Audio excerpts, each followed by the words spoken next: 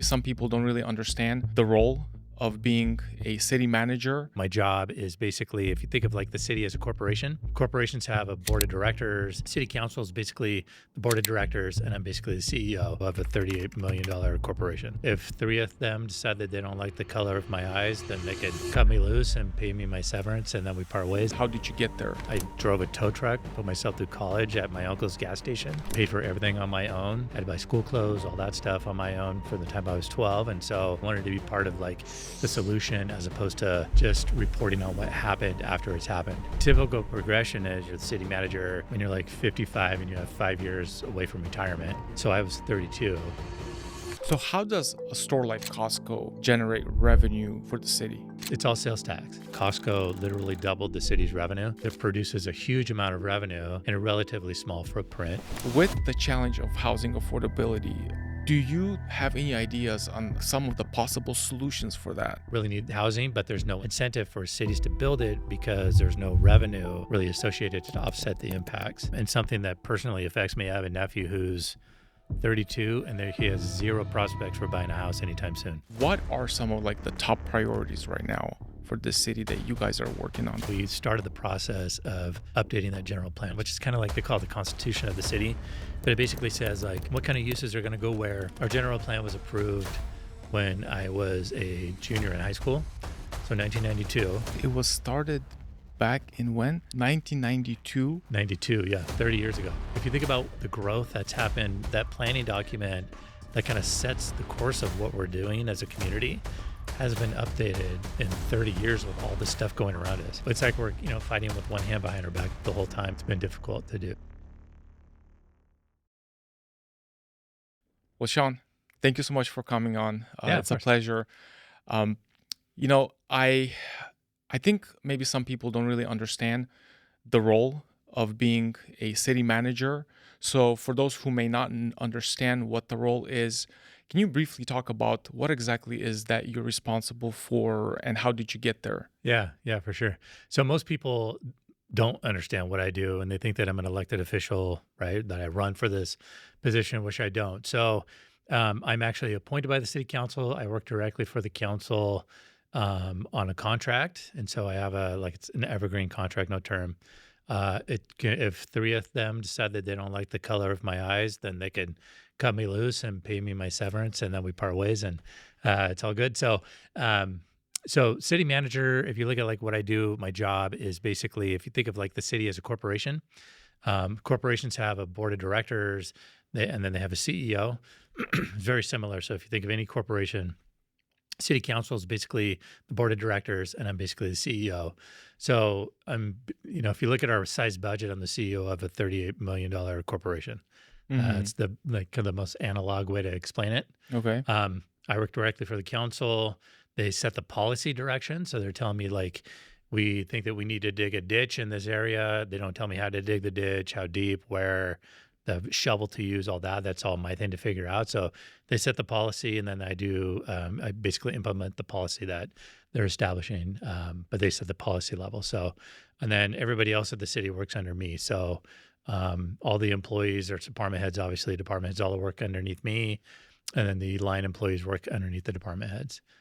So the hierarchy is it's like a pyramid. You've got, the public at the top because they're electing the council to make decisions for the community, city council, me, and then everybody else falls underneath me. Where does the mayor of Auburn? So the mayor right now, her name's Kelly Davis.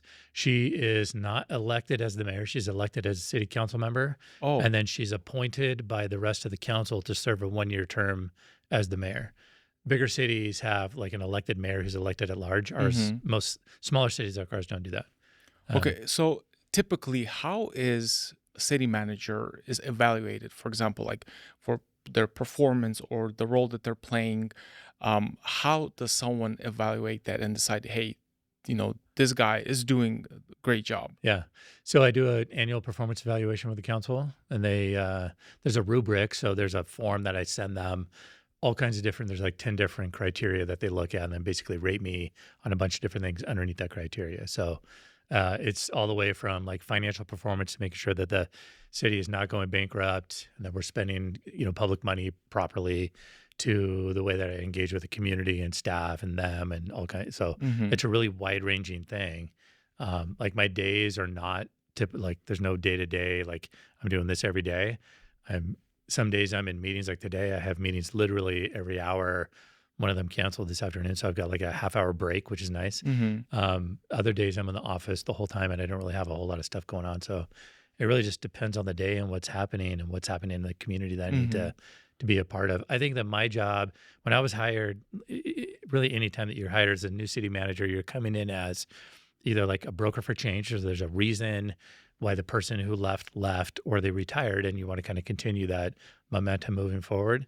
And so in my case, there were changes that needed to be made. We had a significant budget issue that popped up after I got hired, that we didn't know about, that happened 2 years before I got hired.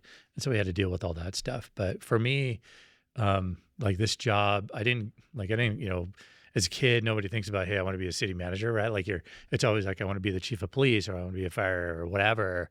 Um, and so my path to get here was, I drove a tow truck, put myself through college at my uncle's gas station, worked there for 15 years, um, paid for everything on my own, had to buy school clothes, all that stuff on my own from the time I was 12. And so just, worked my way up, got to know people in the community where I lived, and then transitioned from that once I got a degree. I have a bachelor's degree in government, master's degree in public policy.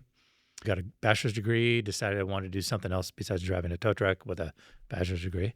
And so started working at the local newspaper, worked my way up to being the editor and the general manager there, worked there for about 5 years. And then in that job, I covered like every city council meeting that like in the county, the board of supervisors, school board, all the public transportation system, all that stuff. And so I got really I wanted to work more on the like creation of the policy as opposed to responding to it and reporting on it. So I Mhm. wanted to be part of like the solution as opposed to just reporting on what happened after it's happened. And so went and got my master's degree. And then, so this is the fourth city I've been the city manager in. First job was Sutter Creek, where kind of like my hometown, which is not a common thing. I So was that's where only you grew up. grew up in So Sutter Creek, now in Jackson, mhm. in Amarillo County. And yeah, so first job, city manager of my hometown, which is not typical at all. And I was 32 years old, which is also not Oh, typical. wow. And I'd only worked in government at that point for about 4 years. So the like typical progression is you get your degree, you graduate college, you work as an analyst, and then you're a deputy city manager, and then an assistant, and then you're the city manager when you're like 55 and you have 5 years away from retirement. Mhm. So I was 32 and got appointed just for all kinds of different things that happened. And yeah, and so I just have been like kind of working since then. So that was in 2007, middle of the housing crisis, which was really not a great time to have your first city manager job and dealing with all of that stuff going, but kind of worked through it. Yeah. So So how did you end up in Auburn? I know that you were a manager in the city of Loomis. mhm. For how many years were you there for? About 6 years, 6 years. 6 years, a couple months. Yeah. And I also read in the biography that you were somewhat responsible for that Costco coming in into Yeah. Loomis, which is, I mean, it's a great thing that we got Costco this much closer because Yeah. Right. um, sometimes people wonder, like, if are we gonna have a Costco here in Auburn? We actually almost did. Okay. The Costco that is in Loomis was going to be in Auburn, and then the city before I started here couldn't work out issues with the county, and Costco decided to move down the hill and go to Loomis. So how does that work? Let's say if Costco wants to come to Auburn, right? They obviously do they just go and just buy a piece of property where they think the store, and then they start doing Yeah. the work. So it's sort of similar to, I mean, if you were planning a like housing development, you don't go just buy the property and then then figure out what you're going to do. So they did due diligence and they were looking at purchasing a property on Nevada Street, kind of farther out. They also were looking at going in the county, and so the city, Auburn, and the county were at loggerheads for a little bit about this Costco. This is way before I started working here. Mm-hmm. This is like 2015, 16, before I was even in Loomis. Costco looked at the property, did their due diligence. I'm assuming talked to city staff at that point, and they decided that they were going to go forward and put an option on the property. They didn't actually buy it yet. When Okay. it fell apart, they just walked away from the option. Oh, I see. So in Loomis, they had that same kind of a situation, same similar process. got the option on the property before I started working there. And when I started, we started the actual processing of the project and then got it approved. It took 6 years the whole time I was there. So Mhm. one thing that I worked on that I really felt like strongly about, that Costco literally doubled the city's revenue. That one Wow. business doubled the city's revenue. And so set them up for the future for, exponentially, like whatever they needed to do, they have funding for that now. Whereas when I was there, we didn't have that. And so Costco got approved, everything went forward, and I left about 2 months before they actually broke ground. So how does a store like Costco generate revenue for the city? So it's all sales tax. So like if you say like cities run on taxes, different kinds of or fees, right? There's property tax and then there's sales tax. Property tax mostly goes to the county, schools, and the state, and so the city keeps a really small portion of that, not very Mhm. much at all. Sales tax, like our sales tax rate, 7.5%, I think. Seven, yeah. And so that amount, only about 1% of that stays at the city. The rest of it gets dispersed out to different agencies, county, state, and all that. Um, and so what has happened in California with the state government being the way that the state government works and the amount of money that the cities are able to keep, we end up chasing commercial projects, sales tax producing projects, because we keep more of that revenue as opposed to it going somewhere else. Mm. So it's called the fiscalization of land use. It's a like a planning term that has been kind of detrimental to cities and government, I think, because there's no incentive to build housing, which we direly, certainly need, and we've talked about this before. Really need housing, but there's no incentive for cities to build it because there's no revenue really associated to offset the impacts. So you Mm. chase things like Costco because it produces a huge amount of revenue in a relatively small footprint. Car Mm. dealerships are the same way. Car dealerships, Apple stores are the same way. Apple stores are the one like the highest per square foot sales tax generating business in like the United States. Wow. Um, and we're not going to get an Apple store in Auburn, obviously, but like, so we chase these kind of projects that provide revenue to the city for the city to do the stuff that we do, provide services for the community, fire, Mm. police, all that stuff. So when we're looking at trying to build out a community and try to provide for all those services, we find things like big box stores because they provide revenue to do the stuff that we have to do. But you also don't want to plunk down like a Costco in the middle of downtown Auburn or the middle of downtown Loomis or whatever. So you end up trying to find a way to put it on the outskirts where it's not going to negatively impact the community as much, Mm. which is what ended up happening in Loomis because that Costco is right on the border of Rockland, which is the reason why Rockland was opposed to it, the impact that it was going to have. Oh, I So, see. It's interesting because there is some sort of balance, I would assume, between, for example, even like smaller businesses, right?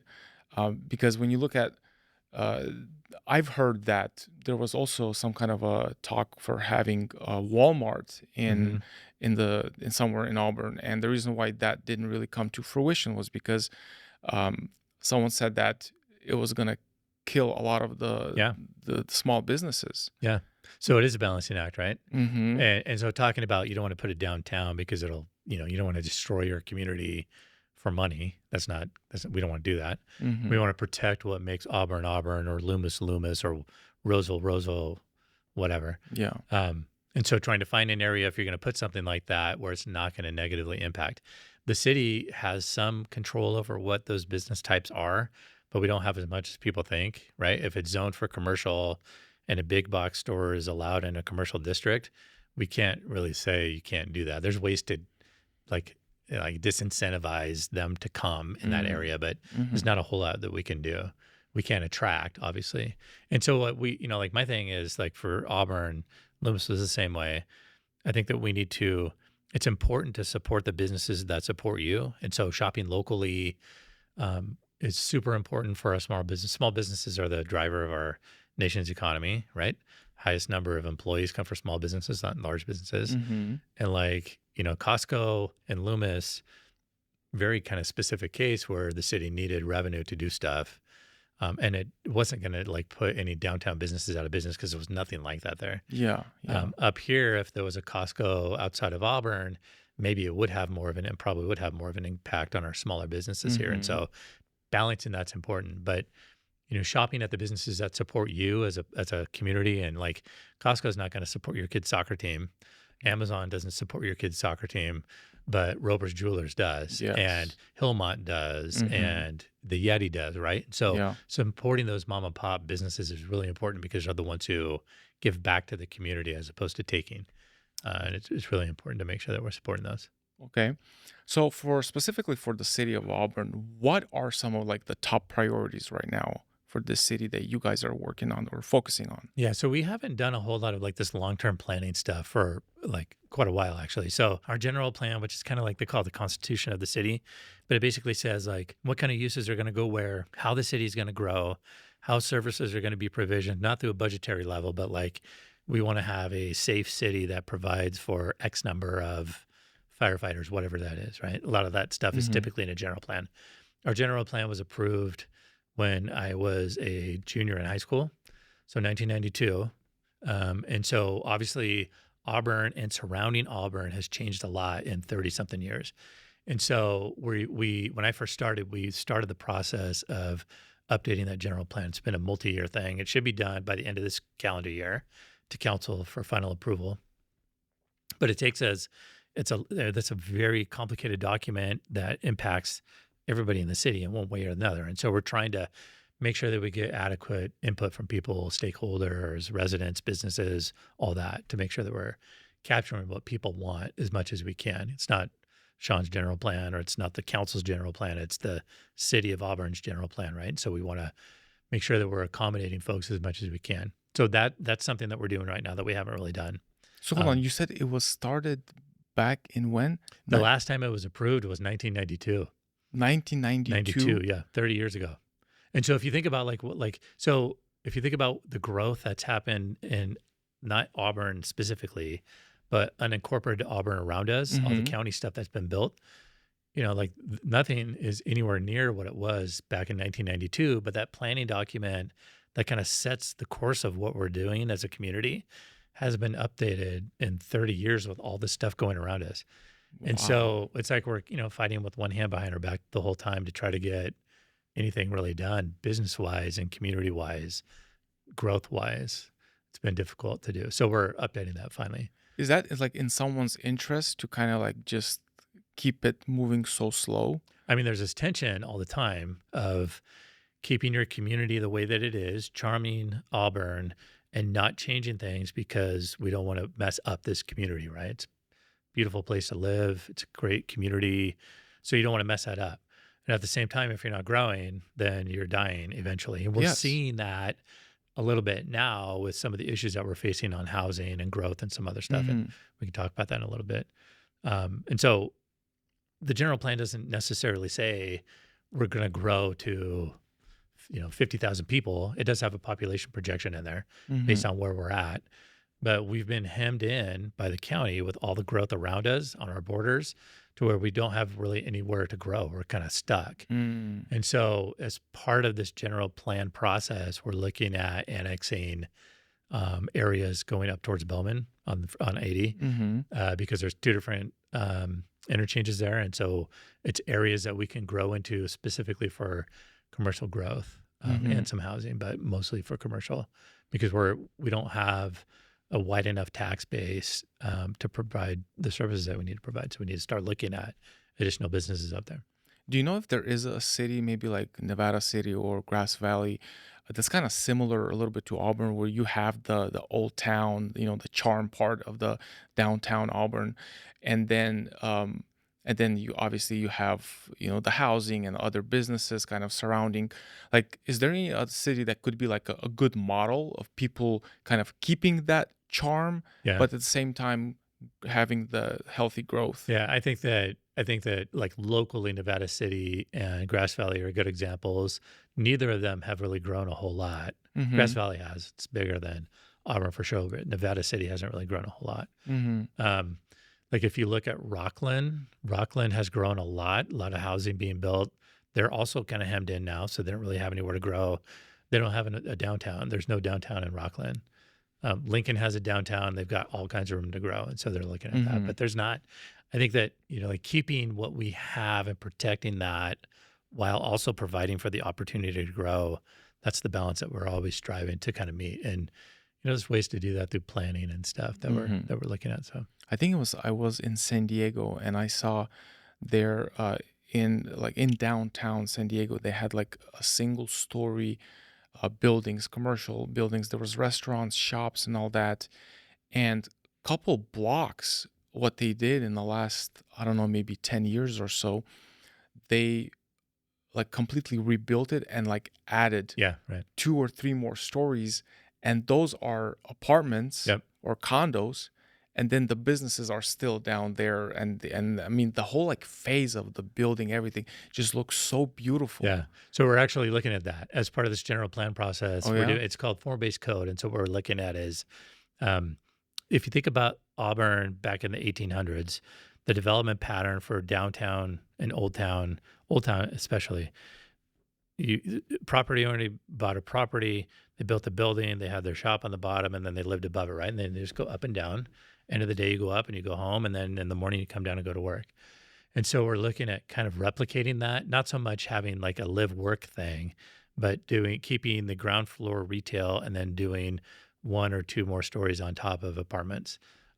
It probably won't work in Old Town because the buildings are too old to accommodate it, but Mm-hmm. downtown it will. And so that provides, it provides a vibrancy that we don't really have, which is important Mm-hmm. because right now, because we don't have the housing downtown and in Old Town, 5 o'clock or whatever, when those businesses close or when the restaurants shut down, it's just kind of like quiet and there's not much going on, which isn't necessarily a bad thing, but also you need to have like a vibrancy in downtown and kind of get this rhythm of things moving all the time. Mm-hmm. I think that's important. And so council started that before I started here in 2023. That'll be done as part of the general plan update. So Mm. providing those kind of second, third floor residential. You know, one of the things that sometimes I talk to people from Auburn, and one of the complaints that I heard already a few times is like the parking, Hmm. especially when it comes to like the Old Town Auburn, especially when it gets like very, very busy. It's hard to find parking. Is there anything in the works for maybe like a parking garage or? We've been trying to figure that out. They're super expensive to build. There's an Old Town Business Association and a Downtown Business Association. They tax themselves, and so that would help provide funding for one or the other to put a Mm-hmm. structure in. But those structures are really expensive. Mm. So I think that there's a parking problem when it's busy. There's not a parking problem when it's not, and people Mm. just don't want to park and then walk. People are kind of lazy, I think. And so like, or you have business owners parking in front of their businesses, which isn't good either because then you Oh, take up a space. yeah. And so, like in Old Town, there's a parking lot back behind the ale house on the top of the hill, Mm-hmm. Charlie U parking lot. That parking lot's almost always empty. And the Oh, people will circle down Old Town all, like 3 or 4 times instead of just going up to this parking lot I because then you see. got to walk down a little bit. Downtown's the same way on Magnolia Street. There's a parking lot up there, and most people don't know that that's there. Mm-hmm. So we've done this project of like changing signage, creating new signage for the city that like kind of like makes it look a little bit nicer. And It is that nice. I actually yeah, noticed just so a and month then if ago. you'll notice the parking signs, it's a big P with a circle around it, Mm-hmm. and it's consistent all the way through the city now. So if there's a parking lot and we're trying to kind of send people to those lots so they know where to go, Mm-hmm. hopefully that'll alleviate a little bit. Like Yeah. when the Carnegie Library was approved by the council and they wanted to start doing events there was a concern about parking because that street is almost like a one-way street. I think it's on Almond, um, really narrow street, anyways, and there's no parking anywhere like on that street. Mm-hmm. But they did a Google map, just like an overview, satellite view, and there were like 250 parking spaces within like a quarter-mile walk of that. So it's not like there's no parking. You just have to walk. You have to park somewhere and walk to it, Mm-hmm. which is honestly probably a good thing. Yeah. And if like if you think about like downtown and old town businesses, if you have somebody parking in a parking lot and they have to walk past 3 or 4 businesses that they normally wouldn't, maybe they see something in the window that they want to go check out when they're Mm. done going to a restaurant or whatever, and creating that kind of synergy between the different businesses so you get more people coming in. Yeah. Yeah. I agree with that. Um, the speaking of house affordability, because Hmm. we're in the real estate business, and this is one of the things, especially for like the younger generations, that when you look at like online chatter, and different forums, this is one of the things that people just are having issues with. And I know that there are things that obviously the state could do, maybe they're refusing to do, and I'm sure that somehow maybe like a city like Auburn, it, in some ways feels like hand tied when it comes to the policy 100%. of the state, right? But with the challenge of housing affordability, do you have any ideas on like some of the possible solutions for that? Yeah. So this is a big topic, and something that personally affects me. I have a nephew who's 32, and he has zero prospects for buying a house anytime soon, right? Wow. Just because of how expensive everything is. So in Auburn specifically, we have a high population of seniors who live by themselves in a house where they used to have a family living there. So we have a high senior population and a high single person in a family house. And so there's, I'm sure you know this, there's something called a housing ladder, right? And so, typically folks get older, they decide that they want to move out of their 2,500 square foot house and downsize into a smaller house that frees up that bigger house for a small family that wants to move in. And so you kind of get people moving up and you get people moving down. Mm-hmm. We don't have that here because we have such a higher concentration of senior population and people living in their house by themselves. And so for us, and I think statewide, I think this is kind of a thing statewide also, but we need to look at, there's two things that drive this. The cost of housing is really expensive. The cost of producing housing is really expensive. And there's no incentives for a developer. If the margin of building a development out is really slim, if you're building smaller houses, because just the development of the lot is so expensive. Yeah.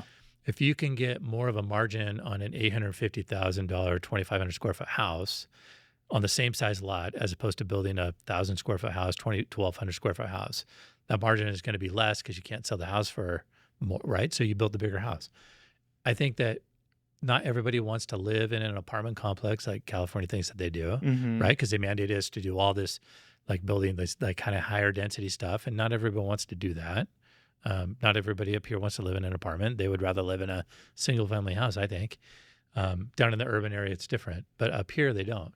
And so what's being built by developers are 2,500 square foot, 2,000 square foot singles or two-story houses on smaller lots. There's no incentive for people to build that kind of smaller post-war housing that we used to build in like the 40s and the 50s. Exactly. I was gonna say Yeah, that. and so Yeah. like if you think about like that development pattern back then, people come back from the war, you're building 900 square foot, 1,000 square foot houses. Nobody builds that stuff anymore because the margin that they're making on that housing is so small for the development cost of the lot. So they build a bigger house to get more of that margin out of it. And I think we need to look as government as a way to incentivize that smaller housing production to be built. And there's things that the city can do, but we don't have the ability to do a whole lot of that. Mm. So like we have a subdivision right now that's got 10,000 square foot lots. And it's like an 80 unit subdivision or something like that. Mm-hmm. And so in the general plan update, we're proposing to double that density and change the lot size from 10,000 to 5,000 square feet. And so hopefully what we get is not a 2,500 square foot house on a 5,000 square foot lot. So you're just packing more Yeah. bigger houses, but you get the kind of smaller houses on those 5,000 square foot lots. And maybe you don't get as many, but the city is able to defer fees or relax fees or doing some of that creative stuff Mm-hmm. that we don't tend to do very much, Yeah. because we're also incentivized, because I was talking about this property tax thing, right? The city is incentivized to get a higher property tax generating house, which means that it costs more money, right? Because you get more property tax from a more expensive house than you get from a smaller house. Of course. Yeah. And so I think that the state needs to look at like an overall rehab of like the taxing structure and how all of that works and what incentivizes housing and what doesn't incentivize it. It's like a snake eating its tail, right? Like if the city wants to provide more housing, which we do, we need to incentivize smaller housing for new families to move up here. The school district is losing enrollment because we have a higher senior population living in single family houses, bigger houses. There's no incentive for those folks to move out because their whole, net worth is tied up in a house. Yeah. And so you sell your house, that's great, and you move to a smaller house, but most people don't want to go through that hassle. And so it's like we can't really get out of this loop of not we can't get new families to move in here because the school districts are like declining enrollment. School districts have declining enrollment because we don't have new housing for them to move into. We can't build the new housing because there's no drive to build. Like it's this thing that never goes away Mhm. unless the city inserts itself into that. And I'm a big like free market guy, and I don't think the city should be interfering in a lot of that stuff. But there's no market reason for people to build affordable housing because there's no market. You don't make any money off of that. You lose money off of it unless you get incentives from the state and all the other stuff. But for the overall well-being of our community, I think that we're going to need to start looking at that. And we are looking at that as part of the Okay. general plan update. Yeah, I think especially right now, I know that now, people are getting married later on in Yeah. life than what used to be. They're not having, four, five, six kids for the most average family, right? Right. So sometimes it's just either two people or someone single, and they Right. just, all they need is like that 800, 900 square foot Right. home, and that's it. Yeah. When I was a kid, my uncle, so I worked at my uncle's gas station driving the tow truck. I told you that, right? So when he grew up, he lived in the same house that he grew up in. It was a 900 square foot house that had 6 kids and a 2 bedroom house. And so like I was talking to him one day, I was like, how did you do that? He's like, we had bunk beds. I'm like, well, like my house, I have one daughter. There's 3 of us living in a 2,500 square foot house because that's all that we could find in this area. Like we couldn't find housing. We still live in Brooklyn, Mm-hmm. but when I moved from Fairfield, where I was living before I went to Loomis, there was no housing in Loomis that I could buy unless it was a smaller house that needed a bunch of rehab that I would have to do with a 3-year-old, which I was not going to work. Mm-hmm. Or I could buy a 5 acre horse property and have all of my income go towards a mortgage and then have to maintain all that stuff too. Yeah. So Yeah. we ended up moving to Rockland because there was housing there, but I didn't necessarily want to buy a 2,500 square foot house either. But there was nothing. Mm. There's no, even for me, there's not that kind of like middle level housing that we really need to start figuring out how to get. Yeah. Yeah. Um, Most people don't really think about like infrastructure stuff mhm. until something goes wrong, right? Is there anything behind the scenes that the city is working on as far as like infrastructure in the city? Yeah, so we're constantly working on stuff. We just had a sinkhole open up in the grocery outlet parking lot. So if you drive by there, you'll see a bunch of trucks all over the place. Oh, wow. During the snowstorm, a truck fell into the underground storm drain system there that collapsed underneath them, and this big rig truck fell into it. So, this community was built kind of like in pieces from the 1800s. Some of our storm drains were built out of old stovepipe, if there were storm drains at all. Or sewer pipes were made out of, like stuff called Orangeburg, which is basically compressed wood pulp that doesn't last. So we Wow. still have some of that stuff. And so we're constantly, it's like a whack-a-mole approach. The sewer system is actually in pretty good shape, and we're continuing to, plug holes and fix things when we have a program to do that. Because we have sewer fees that pay for that. Storm drains don't have any dedicated funding source. And so we don't have a bunch of money to throw at that, but it's a constant issue in the older parts of town where storm drains have sinkholes or things collapse. We go in and we fix it as quickly as we can. And then, a couple years later, there's going to be something else because we don't have a funding source and a program to do that on a routine Hmm. basis. Storm drains and sewer are basically the biggest thing underground though. And, like if you're at your house and you flush your toilet, you assume that it's going where it's supposed to go, and it goes to most people don't make that connection between the taxes that they pay and the services that they get. Hmm. So whether it's sewer fees or it's sales tax, whatever it is, like that's the stuff that makes cities work. Um, and so yeah, it's a constant battle for us because this city is an older city. Yeah. So Yeah. But what about that roundabout that they just finished? Were you at all like involved in so the? the only thing that roundabout was it's a Caltrans project. Okay. So Borland right there is the city street, but the rest of it is actually Highway 49 coming out of the canyon. So that was Caltrans project. The only thing that the city was involved with was there was a sewer line that went through the middle of it that we didn't even know about. It was a 20-foot deep sewer line. And so 24 feet. 20 feet deep. Yeah. Wow. So we found the manhole that we didn't know was there and had to go because, like the sewer lines were put in back in the, like early 1900s Hmm. sometimes. And they didn't have GIS mapping. And so we picked that up now, but some of that stuff we don't see it. And so we saw that sewer line. had to go in and replace it and move it out of the roundabout. And so that was the only thing that the city was really involved with. The rest of it was Hmm. basically Caltrans, which was good because all the delays weren't my Yeah. delays, they were Caltrans' problem. So you did mention that small businesses are like the backbone of towns like Auburn. Um, w- can you maybe name a few things that the city is doing to support local entrepreneurs in Yeah. Auburn? Yeah. So since we started a grant program that's using, it's called CDBG money, California, no, Community Development Block Grant money. So Josephine's restaurant, right? That business was funded partially through a CDBG grant. So it's basically a loan that the city gave through this funding source to Josephine's to get opened up. They had to create a certain number of jobs, and they've done all that and are thriving. And the Eric and his wife are James Beard nominees now. So like amazing thing for Auburn to get done, and the fact that the city helped fund a portion of opening that business up is really kind of a feather in our hat. The reason why that program exists. So we have that. That money's been basically tapped out. No, we're not getting that money from the feds anymore. It comes to the feds. But that program created a secondary fund.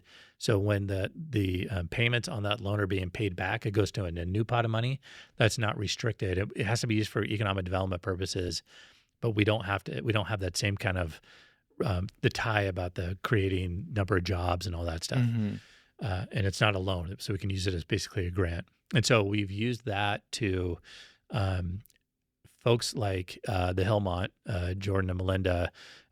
We created a grant program, $40,000 grant, free money for a business if the building has been vacant for more than 3 years, and they're the owner and they're going to be running this business, and they need just a little bit of money to get them over the hurdle to open the business up for like fixtures and equipment and that kind of stuff. We basically give them 40 grand free money.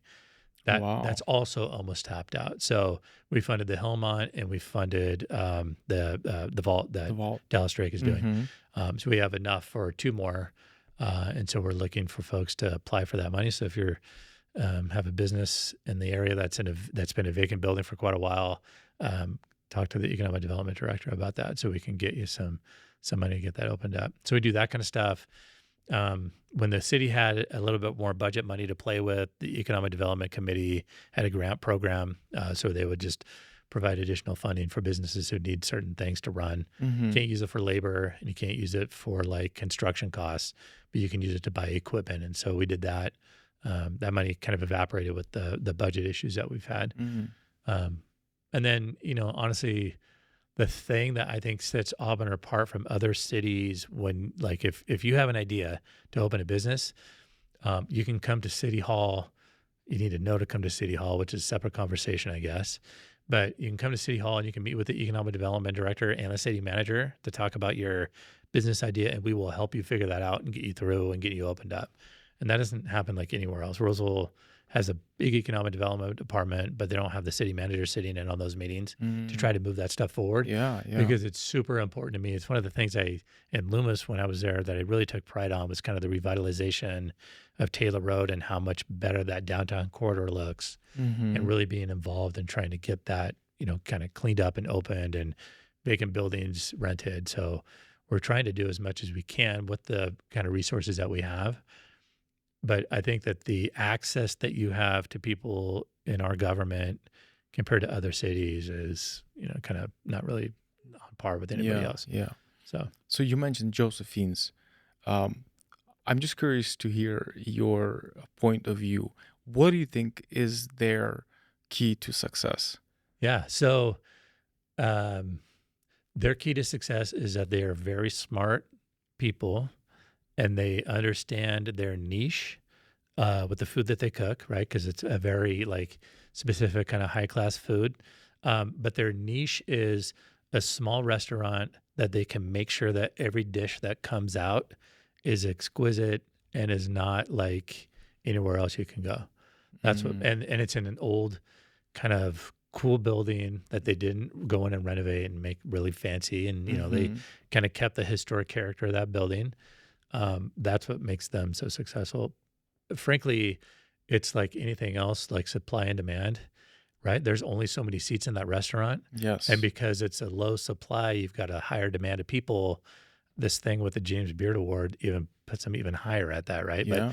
my office overlooks the front door, like right at City Hall. I can see, Mhm. and I see like they have the chicken sandwich that they serve only at the bar on Wednesdays. Mhm. So I see people lining up on Wednesdays to get that chicken sandwich to sit at the bar because there's only a certain number of seats.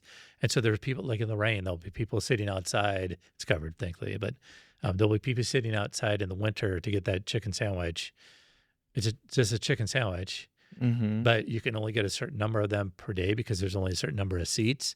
And I'm sure it's an amazing chicken sandwich. I've never done it, but like it's like creating a scarcity because the food that you create is so good, and there's only a certain number of seats to get it. I Mm. think that's what makes them successful, Yeah, right? yeah. Because we actually talked to them about expanding at one point, like when the White House building that's across from the courthouse, that's the Oak House now. Before that Yes, was opened up, yes. we met with them and asked them if they were interested in expanding Josephine's to this new space, which it's very nice. That restaurant's amazing. Also, and their response was Eric and Courtney's response was, if we were going to do anything, it would be a new restaurant. We're not going to mess with what Josephine's is because it's the character and the ambiance and the kind of like the essence of what that restaurant is. And Mm. if you expand it into a bigger place, it loses all that and it's not going to be the same place. Oh, They're wow. 100% right. Mm. 100% right. And so That's now we have the Oak House, which is an amazing steakhouse, and mhm. they have very good drinks that I go there every once in a while for. Yeah, yeah. So one of the reasons why we moved to Auburn was because we wanted to be in a community where we felt safe. How does the city work with local police department, emergency, fire to kind of keep this community safe? Yeah. So the city has police department and a fire department. Emergency services are done, like, ambulance and stuff is done separately by AMR through a kind of a arrangement with the county. Mm-hmm. And so like if you're a city, the main things that you're providing for your residents are public safety and like sanitation, all that kind of stuff, right? Planning Mm-hmm. and organization, all that. But the key things are keeping people safe. That's the number one thing that any city does. And if you don't Mm-hmm. get that right, then city managers get replaced. City council members get not elected, and so you Mm-hmm. get right. And so it's a super important thing for us to do. We have a really good the city departments all work very well together. Fire, police. The fire department is actually housed in City Hall. So the administration side, fire chief and the Mm-hmm. battalion chiefs are there. Police department is a bigger building. It's not bigger than City Hall, but it's a separate building across the street. And so making sure that those departments are fully funded, um, fully staffed, and that we're able to get resources to them as much as they need, Mm-hmm. which there's never going to be enough money, I think, for police and fire, right? Um, but making sure that they're at least fully staffed. The budget issues that we went through a couple of years ago, we lost firefighters and we lost police officers. Those two departments were probably hardest hit out of all of them, but they never went below minimum staffing levels, and so Mm-hmm. that's sort of where they're at now. Mm-hmm. They're maybe a little bit higher than minimum staffing, but they're kind of right at minimum staffing. And so it's this balancing act of funding all of the city, knowing that public safety is critical for the livelihood and protection of residents and visitors and businesses. And so making sure that we're able to get funding and resources to all of that is really important. Yeah, So yeah. So looking ahead, let's say 10 to 20 years, what do you envision Auburn becoming? I think that we're on the cusp of continuing to see growth in this community on the residential side and on the commercial side. Mm-hmm. The general plan update that we're doing kind of helps facilitate that and get that, kind of at least like worked out logistically and all that. Mm-hmm. Um, so I could see, like my job as a city manager, like I'm looking at tomorrow and I'm looking at the council meeting next week on Monday and I'm, the budget next year, but I'm also looking 5 years, 10 years, 15 years, 20 years down the road and making sure that we're setting this city up to be successful and thriving in those out years. And that's really what my job is to do. And Mhm. so these planning documents that I've been talking about is not sexy and not like, very like super high level interesting stuff to people, Mhm. but it's super important because if we don't get that stuff right, then we end up in the same situation that we were in before where the county's basically gobbled up everything around us. And I work very well with the people of the county and they're all very nice people and they're doing their thing and the city just sort of didn't pay attention to that. And now that I'm here, we're paying more attention to it to make sure. So, What do you think so would be like something that would be like the most challenging? Maybe one or two things. out in the future, Yeah. I think that trying to balance this housing thing is a big problem for us to make sure that we can get new housing started and not overburden developers um, to the point where it makes the housing not be affordable. And that's a statewide problem, but it impacts us specifically for all the reasons that we talked about earlier with Mhm. the housing supply. The other one is the commercial side and making sure that we're providing enough commercial space, that sales tax generating space for us so we can continue to get sales tax and to help pay Mhm. city bills. The other thing that we're looking at is doing like we need a hotel here. We have all these, we have the races that happen here, right? Like the Canyons race is going to be, I think it's in April and May. Mhm. Um, like 8,000 people come to downtown Auburn all at one time. And then you've got like twice that many people watching on YouTube, right? So all these like eyeballs are focused on Auburn for this weekend and we have one hotel here to accommodate all that. We have Airbnbs and all that, but Mhm. you've got all these people coming into town, but because they have nowhere to stay here, they end up coming for the race, but they and their crews stay in Rockland or Roseville, or they go up the hill and stay in Tahoe or wherever. Mm. And so we need to keep those people here by providing space for them, hotel space for them, so then they can have breakfast at our restaurants and have lunch and dinner and all that stuff. Because right now that money's just leaking out Yeah. down the hill, right? And Yeah. that's a major problem for us. So we're working with a potential hotel developer now to see if we can get a hotel built Mm. over in Old Town. Oh, Uh, Old Town? yeah, so kind of by the courthouse. Wow. So that'll be a big one for us. TOT tax, transient occupancy tax. So when you book a room, there's always a tax that's associated with that. Mhm. Ours is 10%, same as the rest of the county. If you go to like Tahoe, it's like 18 or something really high. But that 10% stays, 100% of that stays in the city. And Mm. so, if you have a 10% fee attached to a 200 a night room, that's $20 that we're going to get that we're not getting now. And the more of that you Mhm. have, the better off you are. So it's providing bed space so we can keep people here. Plus, it's a revenue source for us. So we're going to be pursuing that too. It's a big one for us. Do you have any insight as to what's happening with the state theater? Yeah. So their ceiling collapsed, fell basically collapsed, old building, right? Collapsed the first week that I worked here, I think, or somewhere around there. Um, they have completely redone, like gutted the whole inside, taken the whole ceiling down. It had asbestos in it, so all of the old seats that they had to be taken out, and you can't clean that stuff out, so they had to get tossed. And so they're in the rebuilding stage now to try to, and they need to raise funding for it. And so it's a huge cost amount. I've heard like $8 million or something to get that. Not only are they renovating the inside from the collapse, but they're also expanding. Like they're building a new green room on the back and some other stuff to make it a little bit more functional than it was before.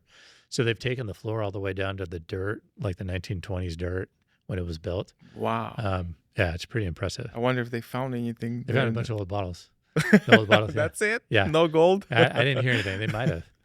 Um, so so yeah, but like those kind of like the State Theater is a perfect example of the businesses that we need to keep here and get opened back up. That business is just like a synergy machine of getting people come to the theater, but they need to eat dinner before or after, and so they go to the restaurants and they go to the bars. It's like a community gathering space too, Yeah, right? yeah. Super important for us to get that open. The city can't provide any funding because we just don't have it. We did provide a grant to them a while ago when the budget was a little bit better. But trying to find like fundraising sources with them and working on that is super critical. They did a kind of a master plan thing. And they had a facilitator, and I went and I talked to him about. I see the State Theater as like this hub for the community with all these spokes going off for different things like I was saying, restaurants and events and all kinds of stuff. Shakespeare like Auburn Shakespeare Festival, right? You could do it at the State Theater and then go to the Gomez Center, and City Hall has a stage in it that's not used, and maybe we could do that. And Placer High School, and then School Park Preserve, and you see these kind of like things that could branch off of the State Theater, but that needs to get opened up for that stuff to really work. Mhm. So it's very important. I'm just kind of interested, like, okay, let's say there's an $8 million budget, um, and like I wonder, are there any other options of maybe like bringing in like different like maybe businesses or maybe even like contractors, subcontractors to like volunteer their time and maybe their own material to put this together so that we're not like hiring people for like what do you call it, prevailing Yeah, right. wages or whatever, Yeah. and then end up the budget is like crazy. So the prevailing wage thing kicks in if it's a city facility or a city project, Hmm. or if the city provides them money to do the work. Okay. So because State Theater is a privately owned, it's nonprofit. It's It's its a own it's a thing. It's nonprofit. separate from the city. Mm. So they don't have the prevailing wage issue unless the city gave them money, which is like Mhm. a kind of a catch 22, right? Like if we could waive building permit fees, that's basically a gift to them to where they would have to do Mhm. prevailing. So the city is really kind of like our hands are tied on how much we can help without negatively impacting them on the funding side. Mm. So we got to be careful about that. But we can do things like defer their fees, right, for 5 years, 10 years, whatever it is. Mhm. We haven't had those conversations with them, but I know that the council would probably support that. Not speaking on behalf of the council. Do you know like which ways they are raising funds? I'm not sure exactly what they're doing. I think that they've just kind of started it. So they have a capital campaign. They have a committee. Mm. Their website has information on it. Yeah. And I think that part of what was going on with them is they were trying to figure out what they were going to do, right? And so they got their building permits done to make sure that they were in this like the old building permit cycle rather than the new one because the rules change and stuff Mhm. that you have to do changes. And so they were able to get all that done at the end of the year, so they don't kick over to the new like version of the regulations and stuff. And so Mhm. so that's good. Now they're just starting to work on the fundraising thing. They're still doing events. They do them either at the Oddfellows Hall or they do it somewhere else. Yeah. Yeah. So they're still like engaged in the community. The nonprofit side is, but the building itself obviously can't do anything. Yeah. Yeah. So it's really important that like trying to. That's a lot. That's a lot of money, and you can get there through small donations, I guess. But how long is it going to take you to make 800 or $8 million up out of with the a couple $100 donations and stuff? So they need to find kind of big benefactors Mhm. to get them funding. Yeah, I think maybe there's a lot of people who probably, first of all, don't even know about what's Right. happening there. Even here in Auburn, people who live here, even some business owners, or they don't care. But I think like when you think about like the potential, Yeah. the possibilities of having that type of theater and those kind of shows. Oh yeah, Yeah. I think you're right. I mean, it can draw a lot of Yeah. people, and also as the people will come to see the show, they're not just gonna come to the show. They're Yeah. gonna That's hang right. out and they're gonna go eat somewhere and all Yeah. that. Exactly. So, Yeah. okay, a few kind of personal questions for you. Yeah. So, what's your favorite place to eat here in Auburn? Favorite place to eat here in Auburn? All of them. I can't pick one. Let's say dinner. Dinner? All of them. No, I bounce around a lot. I have not been able to eat at Josephine's yet. And Neither have I. I've tried to get into Oak House, and every time I try to, I can't get a reservation. And so like I try to do it through Open Table or whatever, and I can't get a reservation. So because I don't think about it until it's probably I'm too late. Oh, So maybe for my anniversary, my wife and I's anniversary, I'll try to figure that out and actually do something. what about Plan Hillmont? ahead. Hillmont's awesome. So what I do is I drink like bourbon and old fashions, right? So I've had old fashions and bourbon at Hillmont, at Josephine's, and at Oak House, which are all of them are very good. Mm-hmm. So yeah, Hillmont's great. Just like having people in this community like Jordan and Melinda, um, who are in this community, grew up in this community, and then are like reinvesting in this community. Mm-hmm. That's the reason why we created that $40,000 grant, is like for people like that to help them get opened up and stay here and create, just kind of give back to this community. No, That's Important. that's that's awesome because I know I've also talked with Jordan, and had him on the podcast. And been to Hillmont a few Yeah. times. I always go to Port Choice, and they are the type of people who just put their heart Yeah. Right. and just, I mean, they've done so much great things for the city of Yeah. Auburn. So do you have sometimes like people come and like complain about something in Auburn, All the like time. all the time? All Okay, the time. so can, can you talk about like some of the most weirdest or bizarre complaints? Let's see. The thing that I think that we get a lot of is people don't know where the city limits are. And so, like, Oh, okay. okay, so where do you think the city limits are going up Highway 49 for Auburn? Like Auburn versus the county, where do you think that line is? Elm, No. So Palm. it's no. It's farther up. But Okay. it's actually the Chevy dealership is in the county. The Toyota dealership is not in the county. So it's Oh, basically Steve oh, Snyder's, okay. right? I see. That's Okay. basically it. The Subaru dealership is also in the county, or in the city. But like people think that all of like Home Depot and all Yeah, that yeah. stuff is in the city. It's in the city's sphere of influence, which means that we could, like, if we wanted to, we could grow into that, which we won't because of all the stuff that's been built there. So that's been a big one. Like we get people. The other thing that I get all the time, Auburn is a very common like name for a city, and so I've gotten emails and phone calls from people complaining about some action that a zoning commission made, which we don't have a zoning commission, which is like my first tip off.